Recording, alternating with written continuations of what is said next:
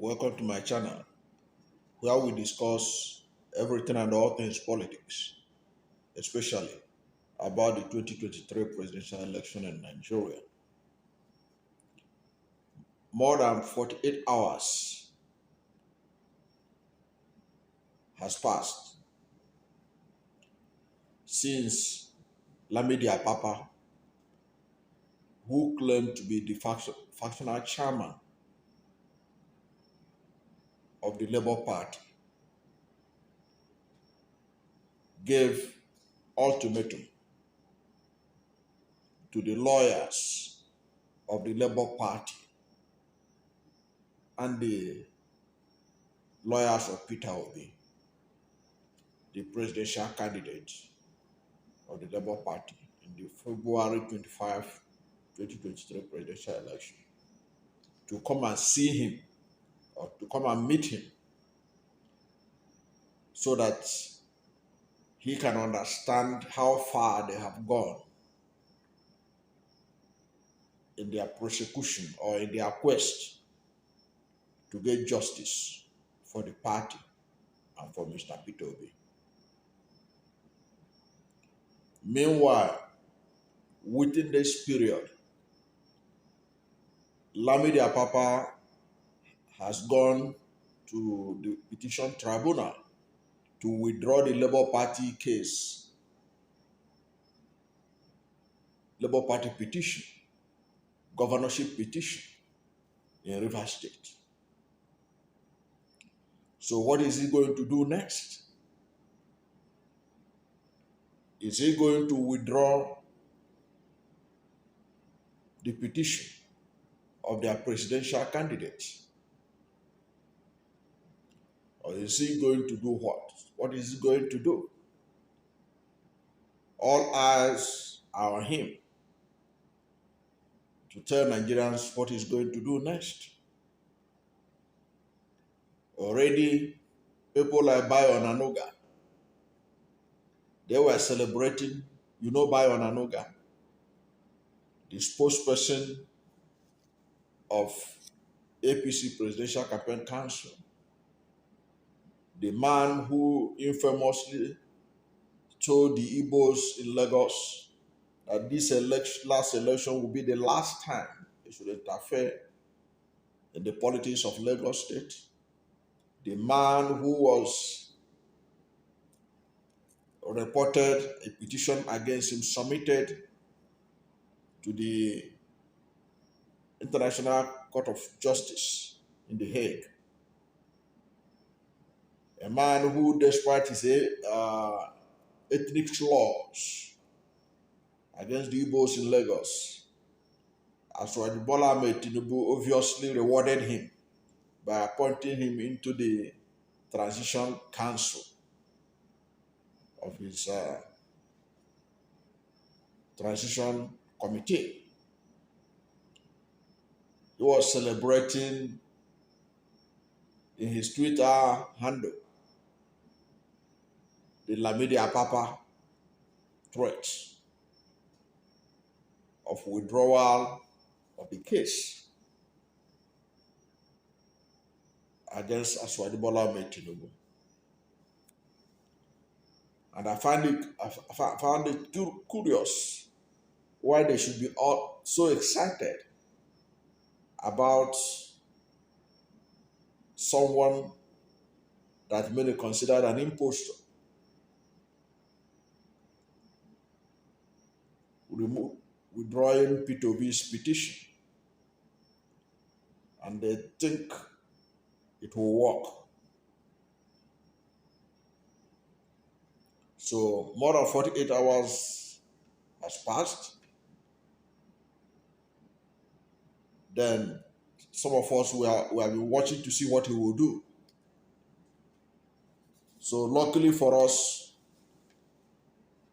we have seen his response, and we are going to share his response with you, and then we tell you the way forward. Because like they used to say, Oyibo that invented that made pencil also made eraser. Now, after more than 48 hours that Lamidi Apapa issued his threat, he has reacted to the report which have shown that the lawyers refused to meet him.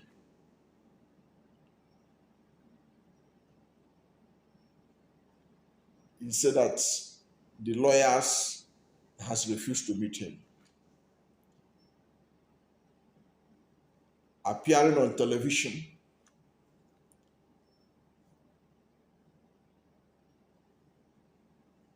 he said that the lawyers have refused to meet him. The Labour Party lawyers refused to meet him.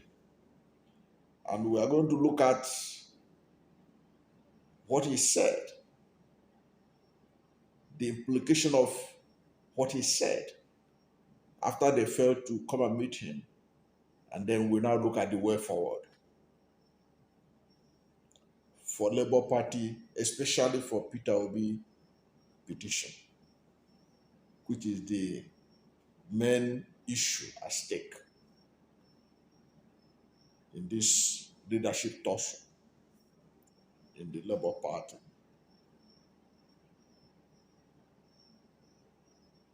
And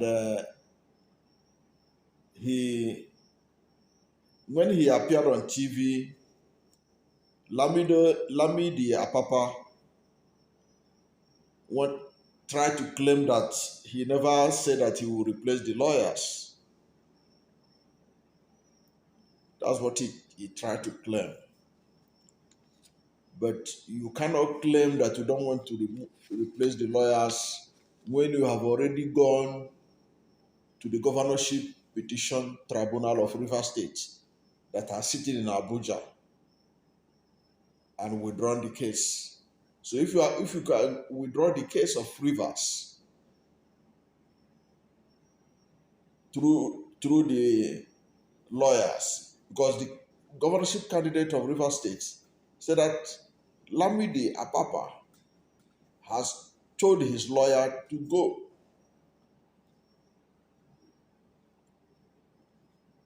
Okay, so it means he is up to something, but he is denying that that it's not true that he will replace the lawyers representing the Labour Party and his presidential candidate. That was not what he said. If they didn't meet him in 48 hours. But we all heard clearly from his spokesperson, Arabambi, that's what he will do. While speaking in an interview with News Central TV, he said that they are not planning to replace the lawyers, adding that it was abnormal to think of such at this crucial time. He said it was abnormal to think of replacing the lawyers at this crucial time. What do you mean by crucial time? You know that this time is crucial time. That was the time you started to make trouble for your party, to distract your party.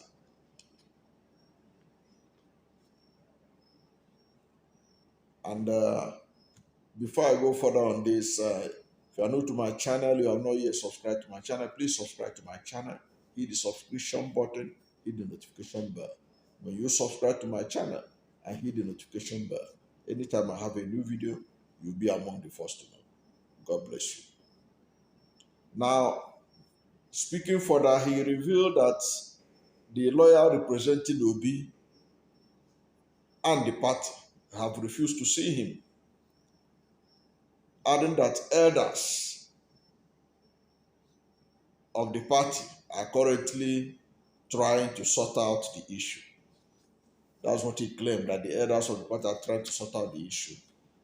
But the way they were grandstanding, the things they have been saying, I don't think anybody is reconciling them with anybody.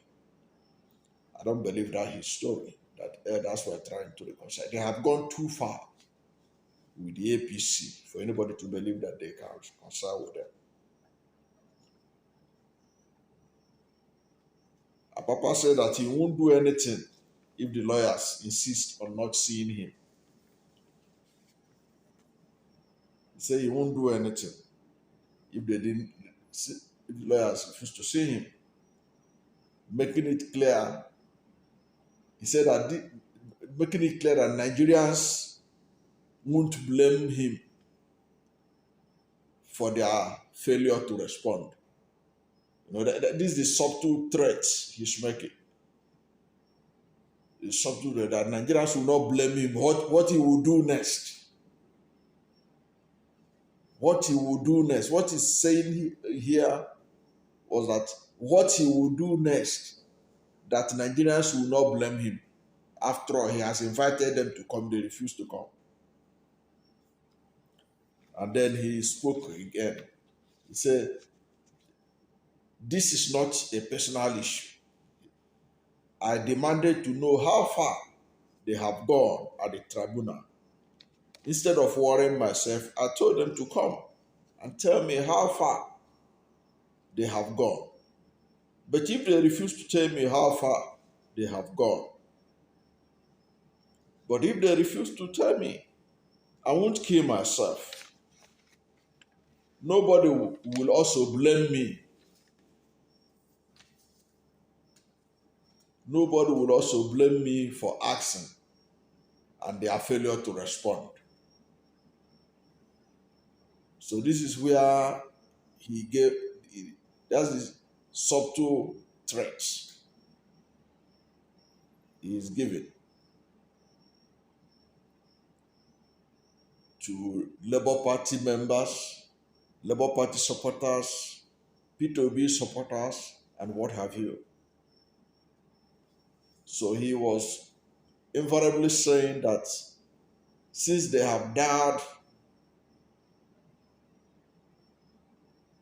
to neglect his request to see him, whatever happened, that Nigerians should not blame him. And he went ahead to say that it is not true that I said I will replace the lawyers. Right now, they are not going to see me, and the elders of the party are working on that. So for me to say I will replace them is abnormal. But his spokesperson, Arabambi, was very clear in his statement after their court's outing. He was very clear. It was very clear that the lawyers were given 48 hours. And the man, Arabambi, who spoke on his behalf, said a lot of derogatory things about his own party and was questioning even the kind of demands or declarations that the Labour Party and peterobi in particular was making, asking why is it that peterobi is not challenging the result of the PDP, calling the obedience, who are the anchor, the people that made Labour Party what it is today. He was calling them the obedience. Say they are obedience, those who refuse, those who he alleged are calling for interim government and stoppage of inauguration of Bola Ahmed Tinubu. We said they are obedience. And he said that if Obi himself is calling for a stoppage of the inauguration of Bola Ahmed Tinubu, that is also part of the obedience.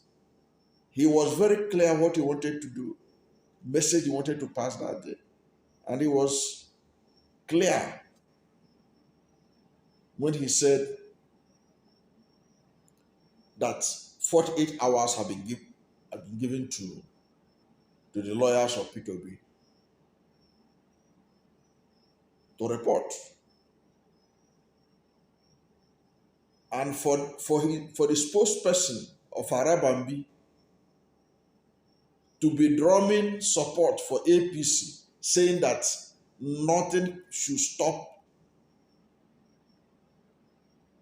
the inauguration of Bola Ahmed Tinubu on May 29th. So what are they in court to do again? What is the essence of Labour Party being in court? Supposing that Apapa is the chairman of the party, what will Labour Party be doing in court when you have somebody who claims to be chairman and the person is saying that kind of thing? That Aswad must be sworn in. Meanwhile, your party is saying that the result that brought Bola Ahmed Tinubu was substantially rigged and that he was not qualified ab initio to contest in the election.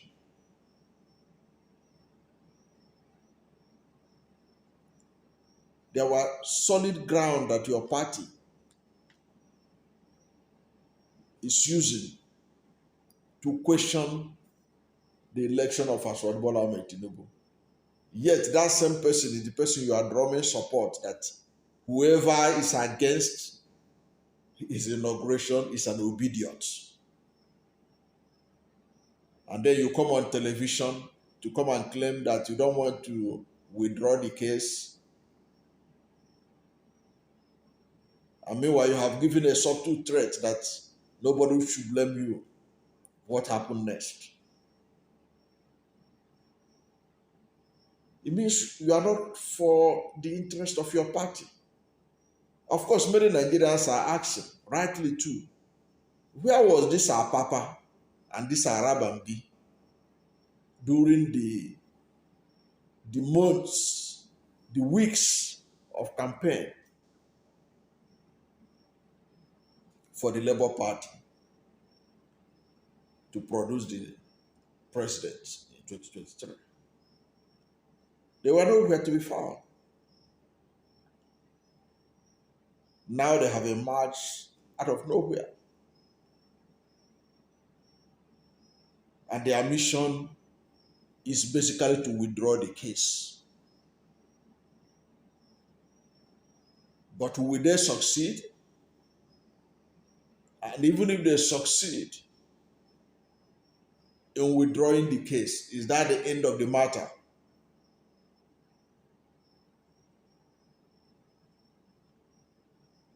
Well, the next video you watch will explain everything for you. And you will see the reason why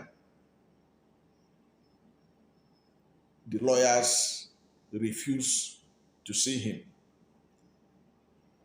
Invariably saying that, Apapa, you can do your worst. Watch the next video. And before you do that, if you are new to my channel, you have not yet subscribed to my channel, please subscribe to my channel. Hit the subscription button, hit the notification bell. When you subscribe to my channel and hit the notification bell, anytime I have a new video, you'll be among the first to know. God bless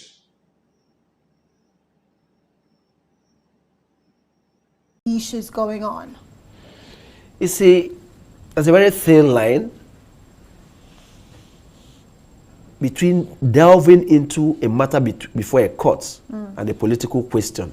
So I will not be able to comment on this. But just to say that if you did not brief a person, you cannot instruct the person to report to you or to withdraw from a matter. And since this matter is sub judice, I would not want to comment on it. But just to say that the Labour Party dispute once again brings the judiciary under the limelight. Why do I say it? An order of the Federal High Court or the court suspended or restrained Mr. Abori from acting as the chairman of the party.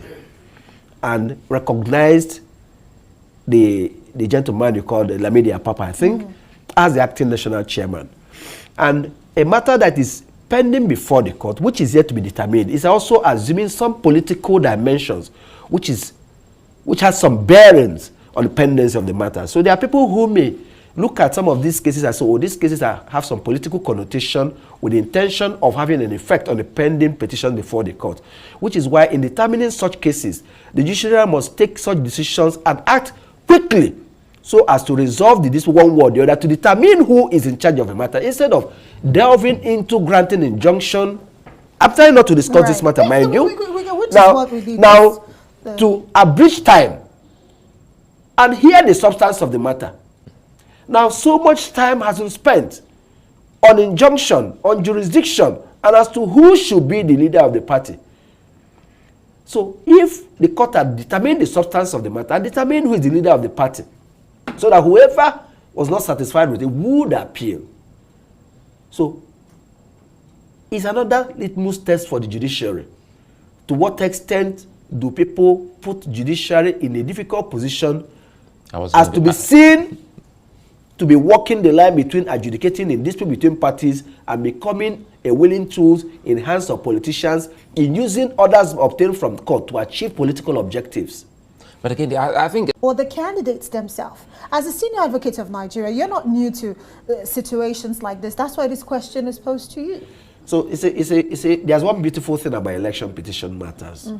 While the candidates and their political parties may jointly go to court, they must not remain parties for there to be a valid petition. So if a political party withdraws, the candidate alone can sustain the petition. So we don't need to split hair over it. So if a recognized leadership of a party says, oh, you know what, we are withdrawing, we are no longer supporting, and the candidate says, okay, thank you so very much, but I'm continuing, there will still be a valid petition.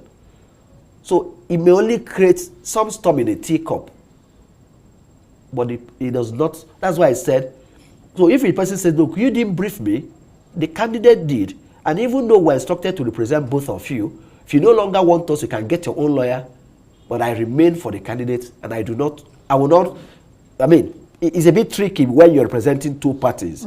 So, but if your instruction actually came from the candidate and is the one paying your bill, your fees, you may tell the candidate, well, I will not report to you, but if you no longer have confidence in us, you can get your own lawyer to work for you. I'm not going to work for you.